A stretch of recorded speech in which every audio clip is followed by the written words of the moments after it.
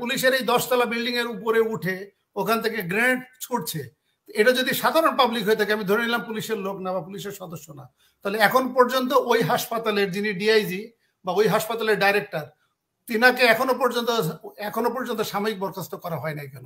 এই সরকার যখন ক্ষমতাচ্যুত হবে তখন কিন্তু আপনার কিন্তু হত্যা মামলা হবে, এবং এই গাড়িতে আগুন দিলেন বা কাউকে পুড়িয়ে মারলেন, ওই যদি একজনের ফাঁসি হয় তাহলে কিন্তু ওই এন্টায়ার গ্রুপ যারা এই কনস্পাইরেসির সাথে জড়িত ওই অপরাধে কিন্তু সবার কিন্তু ফাঁসি হবে। আমি কালকের আরেকটা ভিডিওতে দেখলাম সাতক্ষীরার এসপি, উনিও দেখলাম রাজনৈতিক বক্তব্য দিচ্ছেন। উনি বলছেন যে মাননীয় প্রধানমন্ত্রীর হাতকে শক্তিশালী করতে হবে এবং হাতকে শক্তিশালী করার জন্য যার যা সামর্থ্য আছে আমার বিশ্বাস আপনারা সবাই এগিয়ে আসবেন। আমি যে এক্সিকিউটিভ বিজ্ঞ ম্যাজিস্ট্রেট বা কগনিজেন্স কোর্টের ম্যাজিস্ট্রেটকে আমি রেফারেন্স দিয়ে দিয়েছি। একইভাবে উচ্চ আদালতও যদি জুডিশিয়াল মাইন্ড অ্যাপ্লাই না করে, তাহলে কিন্তু আমি আপনাকে স্পষ্ট বললাম যে judicial officers protection act 1850 section 1 যদি সে জুডিশিয়াল মাইন্ড অ্যাপ্লাই না করে, তাহলে আপনি তার বিরুদ্ধে কি ব্যবস্থা নিতে পারবেন? আপনি ধরেন হাইকোর্টের একজন বিচারপতি যদি এই ধরনের জুডিশিয়াল মাইন্ড যদি বা ইন্টেনশনালি বা ইল মোটিভ নিয়ে যদি এই কাজটি করে থাকেন, তাহলে আপনি অবশ্যই চিফ জাস্টিস বরাবর একটা অ্যাপ্লিকেশন দিবেন, আবেদন দিবেন যে উনি তার জুডিশিয়াল মাইন্ড অ্যাপ্লাই করে নাই। সেই ক্ষেত্রে হাইকোর্টের বিচারপতিদের ক্ষেত্রে ডিপার্টমেন্টাল প্রসিডিং হয় না, ওনাদের ক্ষেত্রে হয় সুপ্রিম জুডিশিয়াল কাউন্সিল। আমাদের সংবিধানের আর্টিকেল 96 অনুসারে একইভাবে এই ডিপার্টমেন্টাল প্রসিডিং যেভাবে হয়, একইভাবে এই ইনকোয়ারি যদি অভিযোগ প্রমাণিত হয়, তাহলে ওনাকে প্রধান বিচারপতি সুপারিশ ক্রমে উনি চাকরিচ্যুত হতে পারেন। আর একইভাবে যে আমি যেটা আলোচনা করলাম, আপনি যদি সরল বিশ্বাসে কাজ করেন কিন্তু সেটা যদি আপনার জুডিশিয়াল মাইন্ড না হয়, তাহলে যে বিষয়টা আপনাকে বললাম যেটা ভবিষ্যতে আপনি তার বিরুদ্ধে 340 এবং 220-এর অধীনে মামলা করতে পারবেন। এখন প্রশ্ন আসছে, আরেকটা ইস্যু আসছে, যদি রিমান্ডে নেওয়া হয়, তাহলে পুলিশ যে তাকে রিমান্ড দিচ্ছে, তাকে মারছে, পিটাচ্ছে, সেই ক্ষেত্রে রিমেডি কি? সেই ক্ষেত্রে রিমেডি বর্তমান সরকার 2013 সালে পুলিশ হেফাজতে নিবারণ মৃত্যু আইন 2013, খুব সুন্দর আইন। এখানে বলা হচ্ছে যদি পুলিশ হেফাজতে কেউ যদি মারা যায়, তাহলে তার আত্মীয় স্বজন তার বিরুদ্ধে হত্যা মামলা করতে পারবে, এবং যদি কেউ মারা না যায়, যদি আপনি টর্চারও করে, তাহলে টর্চার করলেও মামলা করা যাবে। আমি আপনার মাধ্যমে সবাইকে আমি বলতে চাচ্ছি, জনগণকে বলতে চাচ্ছি যারা ভিকটিম, এই জন্য এই বিষয়ে আপনার থানার ভারপ্রাপ্ত কর্মকর্তার কাছে যাওয়া লাগবে না, আপনার কগনিজেন্স কোর্টের ম্যাজিস্ট্রেটের কাছে যাওয়া লাগবে না।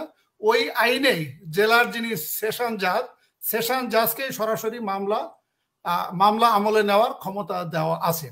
যেহেতু যিনারা সেশন জাজ থাকেন একটু বয়স্ক থাকেন, এই জন্য ওনাদের একটু ভ্যালুজ বা ওই যে মোরাল ভ্যালুজ বা ইথিক্স আমার বিবেচনায় অনেকের থেকে ভালো থাকে। সেই ক্ষেত্রে আপনারা সরাসরি সেশন জজের আদালতে যান। যে যদি হত্যা হয় অথবা কোনো টর্চার হয় বা নির্যাতন হয়, হত্যা হলে এটার পানিশমেন্ট কিন্তু যাবজ্জীবন কারাদণ্ড। যে পুলিশ সদস্য বা যে পুলিশ সদস্যদের কারণে মৃত্যু হয়েছে, এটা সাজা হবে যাবজ্জীবন কারাদণ্ড। আর যদি টর্চার হয়, তাহলে কমপক্ষে সর্বনিম্ন থেকে সর্বোচ্চ 10 বছর পর্যন্ত সাজা হতে পারে। এটা ছাড়াও যদি পুলিশ, যেমন আপনার কিশোরগঞ্জে এবং সিলেটে, যেটা আমরা পত্রপত্রিকায় দেখেছি যে পুলিশ প্রকাশ্যে গুলি করেছে এবং গুলিতে 2 জন মারা গেছে কিশোরগঞ্জে এবং 1 জন মারা গেছে সিলেটে, সেটা কিন্তু আবার হত্যা মামলা হবে, এবং 302 এবং সেটা শাস্তি মৃত্যুদণ্ড হতে পারে, ওই যে মৃত্যুদণ্ড হতে পারে। সো অপশন হচ্ছে 3টা। যদি আপনি দেখেন যে পুলিশ আপনাকে ইন্টেনশনালি ক্লিয়ারলি আপনাকে হত্যা করেছে, তাহলে আপনি 302 ধারায় মামলা করবেন। আর যদি পুলিশ কাস্টাডিতে যদি কাস্টাডিয়াল ডেথ হয় অথবা যদি আপনি টর্চার হন, তাহলে পুলিশ হেফাজতে নিবারণ মৃত্যু আইন 2013, সেখানে ওই বর্তমান সরকারই কিন্তু আইন করে রেখেছে। এনাদের প্রণীত আইন দিয়েই এটা বিচার করা যাবে। সাংবাদিকরা যদি আপনারা পুলিশকে জিজ্ঞাসা করেন, তখন বলবে যে না, তারা তো পুলিশের ড্রেস পরা ছিল না। আপনার সাথে আমি আর্গুমেন্টের খাতিরে আমি বললাম যে তারা পুলিশের লোক না, বা তারা গেল কিভাবে তারা। আচ্ছা, তাহলে আমার প্রশ্ন হলো যে পুলিশ হাসপাতাল একটা সিকিউর জায়গা, ইটস লাইক এ কেপিআই, কি পয়েন্ট ইনস্টলেশন। সেখানে পুলিশ সব সময় গার্ড থাকে, সিকিউরিটি থাকে। তাহলে পুলিশের এই 10তলা বিল্ডিং এর উপরে উঠে ওখান থেকে গ্রেনেড ছুটছে, এটা যদি সাধারণ পাবলিক হয়ে থাকে, আমি ধরে নিলাম পুলিশের লোক না বা পুলিশের সদস্য না, তাহলে এখন পর্যন্ত ওই হাসপাতালের যিনি ডিআইজি বা ওই হাসপাতালের ডাইরেক্টর, তিনাকে এখনো পর্যন্ত সাময়িক বরখাস্ত করা হয় নাই কেন, সাসপেন্ড করা হয় নাই কেন? আর সবচেয়ে ওই যে বড় প্রশ্ন, আপনি প্রথম দিকে আমাকে প্রশ্নটা করলেন যে ওবায়দুল কাদের সাহেব বলেছেন যে পুলিশ হত্যা করবে আর আমরা কি বিরোধী দলের নেতা কর্মীদের আটক করতে পারবো না। আপনি ওইটা না করে, আমাদের তো আইনই আছে, আপনার আপনার আপনার আইনটা হচ্ছে তদন্ত কমিশন আইন 1956। সেখানে তদন্ত কমিশন আইন তো আছেই। তাহলে আপনার যদি এত সৎ সাহস থাকে, আপনি যেটা বলছেন যে পুলিশ হত্যা করেছে বিএনপি বা জামাতের লোক, তাহলে আপনি পুলিশকে ইনভেস্টিগেশন না করি আপনি তদন্ত কমিশন আইন 1956 এই আইনের আলোকে আপনি একটা কেন ইন্ডিপেন্ডেন্ট কমিশন গঠন করে আপনি এটা তদন্ত করছেন না কেন? আর আপনি যেটা পুলিশ হাসপাতালের কথা বলে, যে পুলিশ হাসপাতালের উপরে যারা আছে, আমি তর্কের খাতিরে যদি ধরে নিই তারা পুলিশ সদস্য না, তাহলে সেই ক্ষেত্রে পুলিশের যিনি ওখানে দায়িত্বপ্রাপ্ত ডিআইজি বা পরিচালক, তিনার বিরুদ্ধে বা কোনো ব্যবস্থা গ্রহণ করা হয় নাই কেন? আর আরেকটা কথা আপনার মাধ্যমে আমি সবাইকে বলে দিতে চাচ্ছি, সেটা হলো আমাদের যে দণ্ডবিধি 34 সেকশন 34 এবং 141, এই দুইটার ভিতরে একটা কমন একটা ডিফারেন্স আছে। ডিফারেন্সটা হচ্ছে আপনি কোনো আনলফুল অ্যাসেম্বলিতে গেলেন যেখানে 5 জন বা 7 জন আছে, কিন্তু 7 জন যে অপরাধগুলো করে, কিন্তু 7 জনের অপরাধ কিন্তু 7 ধরনের হবে, এবং তাদের যদি ক্রিমিনাল অফেন্স হয় তাহলে তাদের সাজা কিন্তু 7 রকম হতে পারে। কিন্তু 34 ধারার যে অপরাধ, সেখানে যদি কেউ যদি এসি রুমে থেকে একটা প্ল্যান করে যদি বলে আমরা হাসিনা আক্তার টেবিল টক করে বেশি কথা বলে, সরকারের এগেনস্টে কথা বলে, তাকে হত্যা করবে, তাহলে আপনাকে লন্ডনে এসে যদি বাংলাদেশে কেউ এসি রুম থেকে আদেশ দেয় দিয়ে যদি আপনার হত্যা হয় এবং এটা যদি প্রমাণিত হয় যিনি প্ল্যান করেছে বাংলাদেশে বসে, তাহলে যে ব্যক্তি আপনাকে হত্যা করলো তার যদি মৃত্যুদণ্ড হয়, যিনি প্ল্যান করেছেন বা হুকুম দিয়েছেন তারও কিন্তু মৃত্যুদণ্ড হবে। আমি আপনাকে স্মরণ করিয়ে দিতে চাচ্ছি, পাকিস্তানের প্রাইম মিনিস্টার জুলফিকার আলী ভুট্টোর অপোনেন্ট যিনি ছিলেন, তিনার নাম ছিলেন মোহাম্মদ আহমেদ কাসুরি, এবং এই আহমেদ কাসুরিকে হত্যার দায়ে কিন্তু জুলফিকার আলী ভুট্টোর কিন্তু ফাঁসি হয়েছিল। কিন্তু এই আহমেদ কাসুরিকে জুলফিকার আলী ভুট্টো কিন্তু হত্যা করতে যায় নাই, কিন্তু জুলফিকার আলী ভুট্টোর প্ল্যানে, ইন্ধনে, উস্কানিতে, অ্যাবেটমেন্টে কিন্তু হত্যাকাণ্ডটা হয়েছে, এবং পরবর্তীতে জিয়াউল হক পাওয়ারে আসার পরে জুলফিকার আলী ভুট্টোকে কিন্তু ওই অপরাধেই তাকে কিন্তু মৃত্যুদণ্ড দেওয়া হয়েছে এবং ফাঁসি কার্যকর হয়েছে। এখন আমি আপনার উদ্দেশ্যে আমাদের পুলিশ সদস্য, আপনি যে ভিডিওটা দেখালেন এটা আমি দেখেছি, সে ভিডিওতে দেখলাম যে একজন সম্ভবত ডিবি পুলিশের লোকই হবে, সে দেখলাম যে 2 বার পেট্রোল দিয়ে গাড়িতে আগুন দেওয়ার পরে তার পাশে দেখলাম আরো 5-7 জন তার সহকর্মী আছে ডিবি ইউনিফর্ম পরে, একসাথে অ্যাড হয়ে চলে গেল।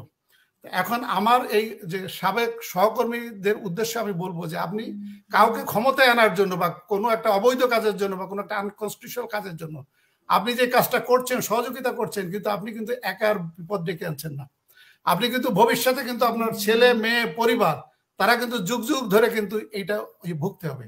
আর আপনি এই সরকার যখন ক্ষমতাচ্যুত হবে তখন কিন্তু আপনার কিন্তু হত্যা মামলা হবে, এবং এই গাড়িতে আগুন দিলেন বা কাউকে পুড়িয়ে মারলেন, ওই যদি একজনের ফাঁসি হয় তাহলে কিন্তু ওই এন্টায়ার গ্রুপ যারা এই কনস্পাইরেসির সাথে জড়িত ওই অপরাধে কিন্তু সবাই কিন্তু ফাঁসি হবে। তা আমার বক্তব্য হলো যে আপনি হয়তো পুলিশের কনস্টেবল বা সাব ইন্সপেক্টর, আপনি সামান্য একটা বেনিফিটের আশায়, ভালো একটা পোস্টিং এর আশায় আপনি হয়তো এই কাজগুলো করছেন, কিন্তু আপনি যদি হিসাব করে দেখেন ইন দ্য লং রান আপনি কিন্তু জাতির সাথে বেইমানি করছেন এবং বাংলাদেশ পুলিশকে আপনি অপমানিত করছেন। আমি কালকের আরেকটা ভিডিওতে দেখলাম সাতক্ষীরার এসপি, উনিও দেখলাম রাজনৈতিক বক্তব্য দিচ্ছেন। উনি বলছেন যে মাননীয় প্রধানমন্ত্রীর হাতকে শক্তিশালী করতে হবে এবং হাতকে শক্তিশালী করার জন্য যার যা সামর্থ্য আছে আমার বিশ্বাস আপনারা সবাই এগিয়ে আসবেন। কিন্তু আমি আপনার গত টক শোতে বলেছিলাম ডিএমপি অ্যাডিশনাল কমিশনারের যে রাজনৈতিক বক্তব্য, এটাও কিন্তু একটা রাজনৈতিক বক্তব্য, এবং the public servant conduct rules 1979 এর কিন্তু 22 এবং 25 ধারা লঙ্ঘন, এবং এটা ভবিষ্যতে এখন যদি ডিজিটাল এভিডেন্সটা কিন্তু এভিডেন্স অ্যাক্টে অ্যাডমিসিবল, এই সরকারই কিন্তু করেছে আপনার 65B, 67A এবং 73B। উনারা যে যিনি ধরেন এখন এসপি আছেন সাতক্ষীরার এসপি, উনি হয়তো ভাবছেন যে আমি একটু অ্যাডিশনাল ডিআইজি হইতে চাই, বা আমি তো ডিআইজি হইতে চাই। যিনি হয়তো আছেন হয়তো ডিআইজি, ইনি অ্যাডিশনাল আইজি হইতে চাচ্ছেন। কিন্তু আমি আমার সহকর্মীদের উদ্দেশ্যে আমি বলবো যে আপনার এই সামান্য একটা প্রমোশনের প্রাপ্তির আশায়, অথবা আপনি এখন এডিশনাল এসপি হইতে চাচ্ছেন, কি হচ্ছে এসপি পদ আছে 664টা এসপি পদ হইতে লুক্রেটিভ পদ। আপনি ওই লুক্রেটিভ পদে যাওয়ার জন্য আপনি এই কাজগুলো করছেন। কি হবে, আপনি হয়তো কিছু পয়সা পাবেন, কিছু উৎকোচ নেবেন, কিছু হয়তো আপনার, কিন্তু আপনি কি পয়সাটা খেয়ে যেতে পারবেন? এই যে আপনি যে জনগণের সাথে বিট্রে করে, জনগণের সাথে প্রতারণা করে যে আপনি যে টাকাটা নিচ্ছেন বা নেওয়ার চেষ্টা করছেন, এটাতে মানে এই টাকাটা খেয়ে আপনি কতটুকু মানে উপকৃত হবেন, বা আপনি পরকালে আপনি কি জবাব দিবেন, সেটা হচ্ছে আমার প্রশ্ন।